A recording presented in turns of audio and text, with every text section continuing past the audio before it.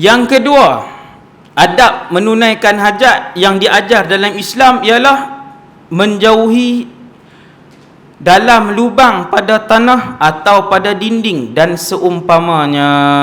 Ni kalau di hutan, ataupun di tanah lapang, ataupun di atas bukit, ataupun di atas gunung.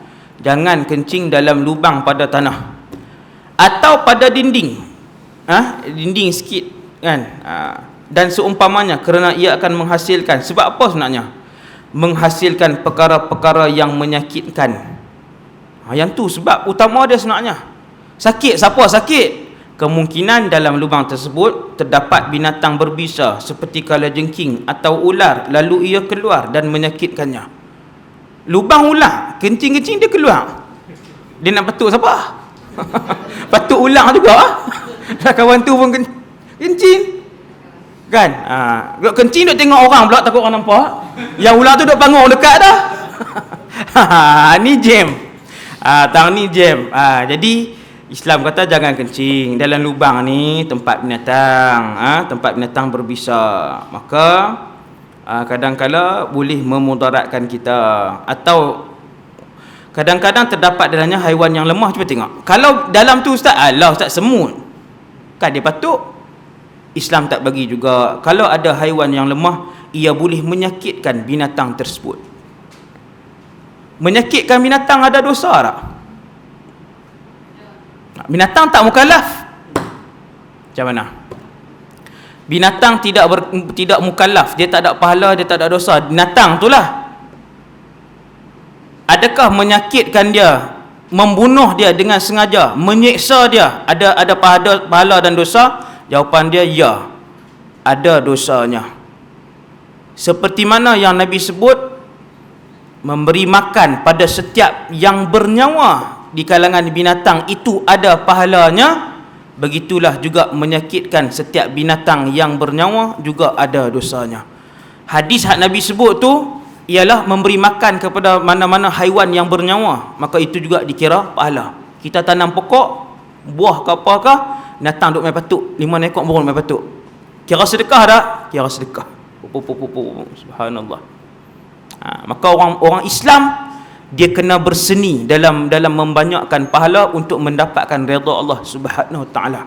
Tanam pokok buah ke, pokok apa yang boleh dimakan oleh binatang, kita pun saja bukannya nak makan sangat pokok tu, buah tu, saja tanam nak pergi redup sama. Maka niat waktu tanam tu, kalau ada burung dan binatang mai makan, aku niat sedekah ya Allah. Sebab disebut oleh Rasulullah dapat pahala dapat pahala sedekah. Maka samalah kalau ada binatang yang mai berteduh kat pokok kita. Kita tanam pokok rimbun, setiap hari 200-300 ekor burung kecil-kecil tu pakai duk mai berteduh. Allahu Rabbi, 200-300 pahala mudah-mudah ya. Selama binatang-binatang tu duk mai berteduh, duk berjicik, duk bunyi cik-cik kat pokok kita, selama itulah kita diberikan pahala oleh Allah Subhanahu Wa Taala sebab memberikan tempat kepada binatang tadi. Jadi buat naya dan zalim kepada binatang ada dosa, seperti mana kita memberikan makan dan apa-apa manfaat kepada binatang juga boleh beroleh pahala dan boleh jadi mendapat syurga pun boleh. Ya. Kalau ikutlah je, kalau binatang tu berbisa kita boleh bunuh. Macam kalau jengking ke ular boleh bunuh. Jangan duk sapu kepala pula kan. Menyayangi mereka berapa. Tu ni lah. Kalau binatang tu mai duk berak, kalau sikit sehari 2-3 ekor je. Kan? Di rumah lama saya, depan rumah tu dalam berapa ekor lah, 10 ekor lah, 10 ekor ke bawah. Dia memang tumpang tang tu, berteduh, dia berak. Tapi setiap hari kita basuh, tak ada lah rasa susah, Tapi kalau mai 5-60 ekor, dia punya adik-beradik dengan pak menakan apa semua dia bawa mai. Atas kereta pun tiap-tiap hari, bawah tu pun penuh tiap hari sampai susah. Yang tu bolehlah kita halau kan. Kita halau lah. Yang tu sebab dia mudarat kita dah. Tapi takat 5-6 ekor, rumah sewa saya sebelum ni di Taman Kempas tu, Memang ada burung hari-hari main menyanyi lah, apalah kan. Ada lah tarik sikit, mesti ada lah kan. Saya kita kelak tanya sambil-sambil nak pergi tu, sikit je lah. Nombor tiga, betul ya? Hadis naha Rasulullah sallallahu alaihi wasallam an yubala fil juhri. Nabi larang daripada kencing di dalam lubang, iaitu lubang pada tanah. Dan kadang-kadang selain daripada tempat haiwan, dia juga tempat tinggal jin. Jaga elok-elok tempat tinggal jin. Jin ni dalam sungai dia hidup, dalam laut dia hidup, di bawah dasar lautan hak gelap gulita tu pun ada jenis jin yang hidup, di atas udara ada jenis jin yang hidup. Memang dia duduk di atas, tak pernah turun. Atas pokok dia hidup, bawah tanah dia hidup, dalam lubang ada jin yang kampung dia di situ. Kampung dia, perkampungan dia di situ. Maka jaga-jaga bila nak kencing dalam lubang. Dan pernah jadi pada zaman Nabi sallallahu alaihi wasallam, sahabat kencing dalam lubang, tak tahu kencing lubang kan, jauh lah, bukan di jalan ataupun dalam bandar Madinah tu, jauh, tapi dalam lubang. Kemudian dia mati. Sampai mati lah. Bila mati, mereka pun bawa jenazah dia, dia jumpa Nabi SAW, dan Nabi sebut qatalahu ikhwanukum minal jin. Nabi tengok cara kena bunuh tu, Nabi kata dia telah dibunuh oleh saudara-saudara kalian daripada kalangan jin. Sebab dia pergi kencing di tempat tinggal tu. Tempat tinggal. Kemudian nombor 3, bawah pokok, jangan kencing bawah pokok yang berbuah, bagi memelihara buah tersebut daripada tercemar ketika luruhnya, sama ada buah tersebut dimakan atau diambil manfaat dengannya. Ini supaya perasaan seseorang tidak merasa jijik. Orang Islam dia tak buat benda-benda, kaedah mudah. Orang Islam yang memiliki iman hebat, iman yang sejati ni, dia tak akan buat benda yang memudaratkan orang lain, benda yang menyakitkan hati orang lain. Full stop. Sifat mukmin sejati. Dia tak akan buat dalam kehidupan seharian dia benda yang menyusahkan orang lain, benda yang menyakitkan hati orang lain. Selesai. Lama mana kita lihat perangai kita, mulut kita, tindakan kita menyakitkan orang lain, menyusahkan orang lain, maka kita belum layak untuk masuk ke dalam syurga Allah Azza wa Jalla. Bakal ahli syurga tidak menyusahkan orang lain. Bakal ahli syurga tidak akan menyakitkan hati orang lain. Ini sifat bakal ahli syurga. Mustahil orang yang bakal ahli syurga sentiasa menyakitkan hati orang lain, menyusahkan orang lain. Tak ada. Bakat muhasabah lah kita ni.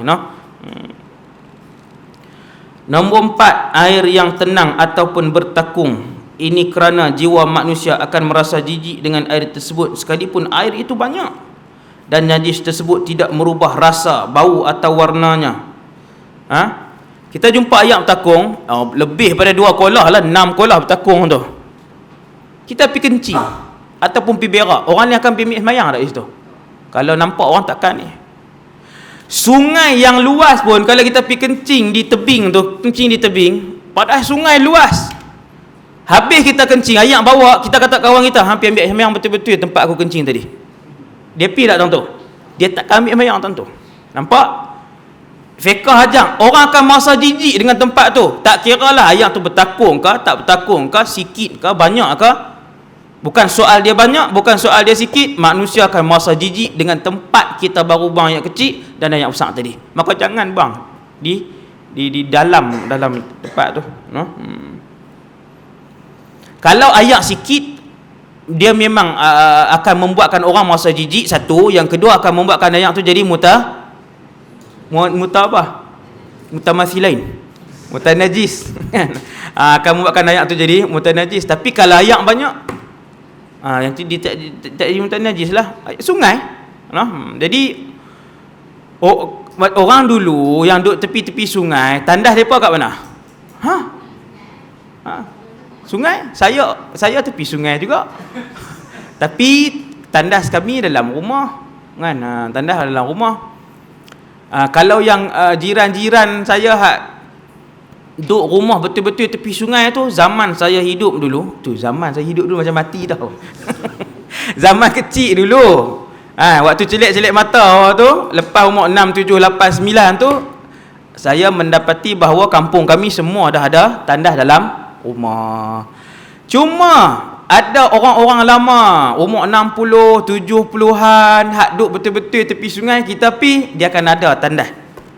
Bangunan, bukan bangunan lah, dia tutup sikit dah, kan? Tutup sikit dah.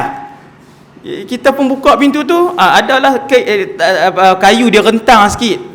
Waktu kecil tak tahu, tanya orang ni apa dia. Ya, tempat berak. Siapa berak? Ayah aku lah. Oh, ayah dia duduk.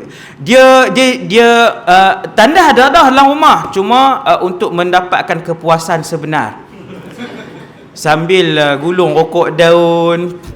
Lepas tu pula sungai tu pula ada sampan duk lalu. Pom pom pom pom pom. Dia suasana tu, angin bertiup, kan? Sekali nampak ikan pula lalu duk makan taik dia santung. Saja ada dah tandas duk pergi berak, maka saya juga mengambil peluang lah untuk berak di situ, tapi sekali je lah, memang teruk kan. Pengalaman hidup tak, bukanlah tiap-tiap hari pergi cari tandas tu kan. Pasal apa pakcik ni main buat tandas kat sini, tak mengaji lagi, tak tahu hukum lah apa kan. Rumah dia ada tandas dah, kita pun try lah berak di situ. Rupanya dia suasana dia, dengan angin dia apa semua. Orang sungai, orang sungai ayak banyak lah tuan. Ayak banyak. Swimming pool kan. Itulah. Sama lah, bila kita kencing memang orang tak mandi lah. Kalau kencing di bawah air, yang tu orang tak perasan, memang orang mandi lah, selam tepi kita lagi. Kadang kawan tu duduk diam diri. Kawan kita main duduk selam tepi kita, dia tak tahu dah dia duduk lalu ni kan. Tapi bila ayak banyak, dia tak ni dia sehingga mengubah warna atau rasa atau bau salah satu, ayak tu jadi mutanajis kan. Tapi swimming pool kalau 10 orang kencing pun dia tak mengubah lagi, dia banyak kan ayak dia, berapa ribu-ribu kolah, bukan 2 kolah. Kemudian